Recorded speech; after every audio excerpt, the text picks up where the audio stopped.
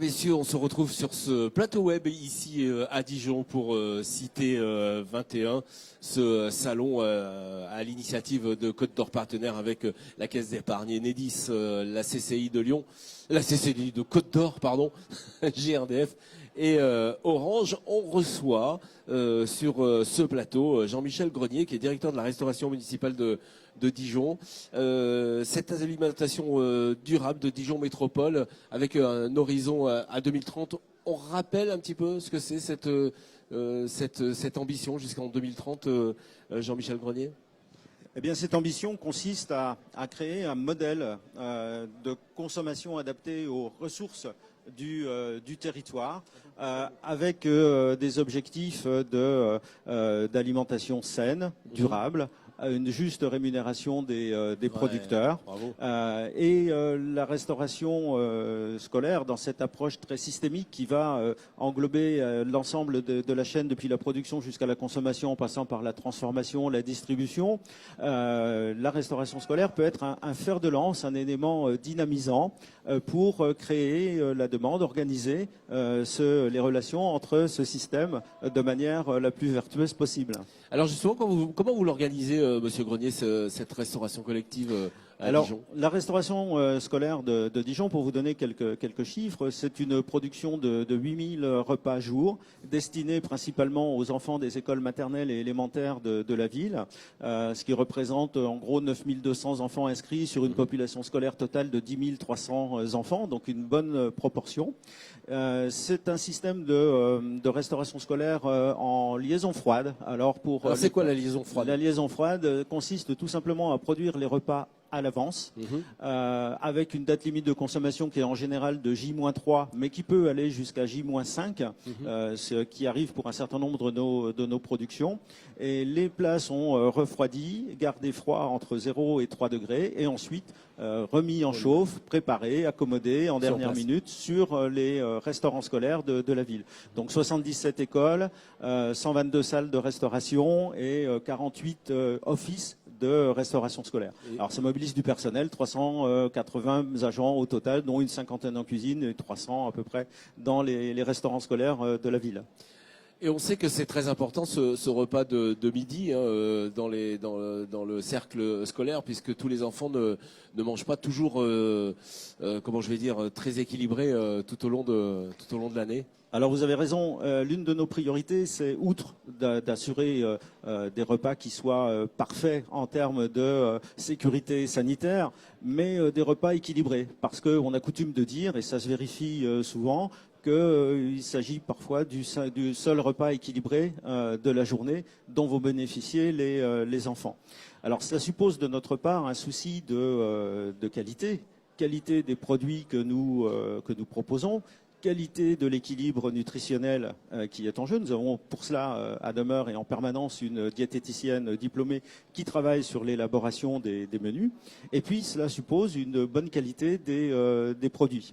Alors justement, comment vous allez chercher cette qualité de produits ? C'est toujours du local ? Alors c'est du local aujourd'hui, on va dire à 25%, 10% non bio, 15% bio. On a encore des marges de progression. Au niveau du bio, évidemment, c'est un axe de développement important.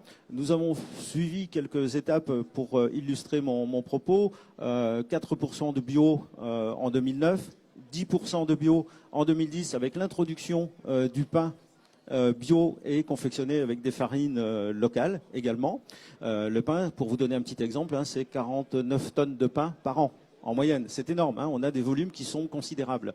Et puis donc, ensuite, 13,5% en 2016, au moment où on a restructuré nos marchés publics, puisque nous fonctionnons avec une échelle, un budget alimentaire de 2,4 millions en gros chaque année. Nous fonctionnons avec un système d'appel d'offres européen pluriannuel.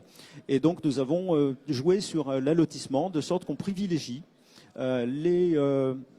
l'obtention de marchés ou de lots parmi nos marchés au profit de distributeurs ou de producteurs, c'est encore mieux, bio et de préférence locaux. Donc en 2017, avec cette action sur les marchés publics, nous sommes passés à 22%. en 2018 26% et en 2019, même si l'année n'est pas terminée, je pense que l'atterrissage budgétaire se situera au minimum à 35%, voire j'espère un petit peu plus. Et les perspectives, vous les voyez comment? Alors les perspectives. Aujourd'hui, on a travaillé exclusivement en jouant sur les facultés qui nous sont données par le Code de la commande publique. On pense que désormais, si on veut aller plus loin, il faut organiser un rapport avec les territoires de production les plus proches de Dijon, d'où l'intérêt du projet Dijon Alimentation de 2030 qui va nous permettre de structurer l'offre et la demande de manière locale et sur des produits sains de qualité. Alors, bio, bien sûr, pas forcément 100% bio. On voit parfois des collectivités, quelles qu'elles soient, pas forcément publiques, qui indiquent 80%, 100% de bio. Mais il faut savoir de quoi on parle. Si c'est du 100% de bio, pour avoir une empreinte carbone très importante, parce qu'on va chercher le bio très loin, l'intérêt en termes de développement durable est très limité. En termes d'intérêt porté à la situation des producteurs locaux, évidemment, on n'est pas dans les clous. Alors, on le sait, hein, dans les cantines, il y a pas mal de gaspillage. Est-ce que vous avez eu une réflexion sur le gaspillage? Alors oui, cette réflexion sur le gaspillage a été le corollaire du développement du bio, parce que notre objectif était de développer le bio, mais à coût constant, sans aucune répercussion, bien entendu, sur le tarif acquitté par l'usager, en l'occurrence les parents d'élèves, mais également sans surcoût en termes de crédit d'alimentation. Ce crédit alimentaire, il est en gros de 1,98, 2 euros. Et pour le contenir, malgré ce différentiel qui existe quand même s'il tend à s'atténuer entre les produits bio et les produits conventionnels, il fallait qu'on essaie de le juguler. Ce qu'on a mis en place, c'est un programme relativement ambitieux de réduction du gaspillage alimentaire après un diagnostic qui a été réalisé à 2017 par un prestataire externe et qui nous a permis d'avoir une vision très précise de là où nous en étions en termes de gaspillage. Et en termes de gaspillage, nous étions à l'époque à une moyenne de 160 grammes de gaspillage global, y compris les déchets incompressibles, mais hors déchets d'emballage. Et on s'est donné pour marge de le réduire. Résultat de ce plan d'action qui a démarré au 1er janvier 2018, aujourd'hui, au moment où on vous parle, c'est-à-dire en gros fin novembre 2019, on a réduit de 40%. C'est-à-dire que les déchets, globalement, sont à 99 grammes.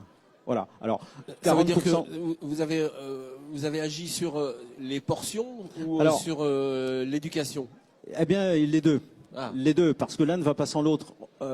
Des réductions de gaspillage alimentaire ne se décrètent pas sur un coin de bureau ou sur un ordinateur. C'est quelque chose qui se vit, qui se partage. Alors, avec les enfants, d'où une approche éducative qui est extrêmement importante. Et on voit que les enfants sont très sensibles à ces problématiques de gaspillage. Et ils le voient, c'est très visuel. En commençant par le pain qui les marque. En plus, culturellement, c'est très ancré dans notre représentation par rapport à l'alimentation.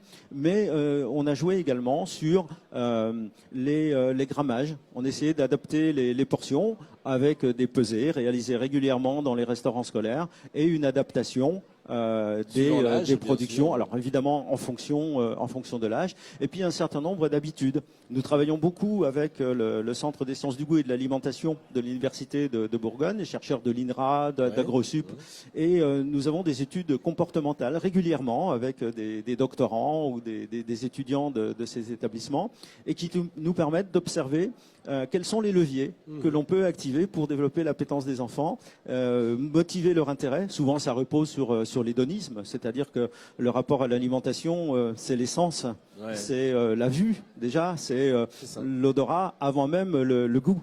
Donc il y a tout un travail éducatif extrêmement important à faire. Et si un enfant comprend ce qu'il mange, sait comment c'est produit, d'où ça vient, qu'accessoirement il rencontre des cuisiniers, il rencontre des producteurs.